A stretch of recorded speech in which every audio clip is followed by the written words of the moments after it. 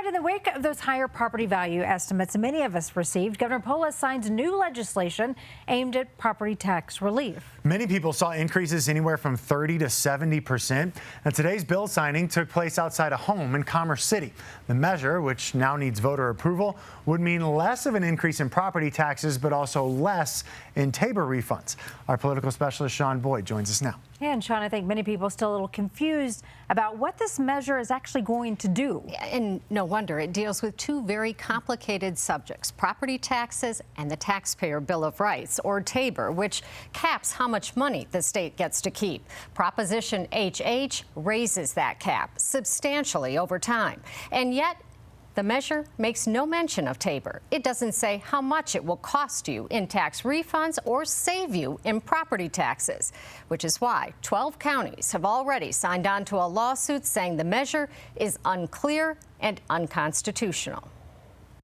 When voters get their ballots in November, this is the question they will see. Shall the state reduce property taxes for homes and businesses by using a portion of the state's surplus? This is, labeling it like this money's just sitting there. Let's give some property tax relief. Doesn't that sound great? Michael Fields with the conservative nonprofit Advance Colorado is suing the state, saying the ballot language is purposefully deceitful. What Proposition HH calls state surplus, we know as Colorado cashback or Tabor refunds. Refunds that Fields says would disappear over time if the measure passes. It changes the formula used to determine how much money the state can keep, raising the cap by billions of dollars, while giving what Fields calls a slight reduction in property taxes. The state assessment on residential property would drop from 6.76 to 6.7, but those numbers are nowhere in the ballot language. There's never been a tax cut on the ballot that didn't have numbers in it that showed it's coming from this rate to that rate.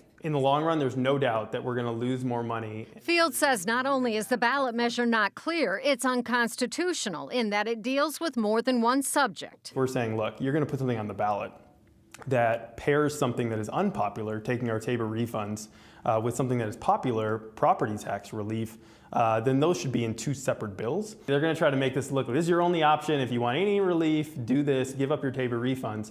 But this is really a play at Tabor much more than it is a property tax bill. Fields notes if the legislature wanted to reduce property taxes alone, it could do that without voter approval. It only needs voters to change Tabor. What's more, he says, there's a double standard for citizen initiatives versus those referred by the legislature. He is trying to get a measure on the ballot that would cap property tax increases at 3%.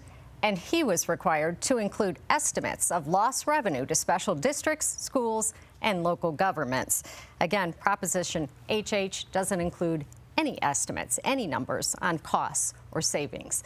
The governor's office wouldn't comment on active litigation. And no end in sight with this, too. We don't know when it would end, right? That's not on there either. Right. The property tax relief is for 10 years. The Tabor changes go on. Yeah. All right. More to come on this, Sean. Thank you. Let's get things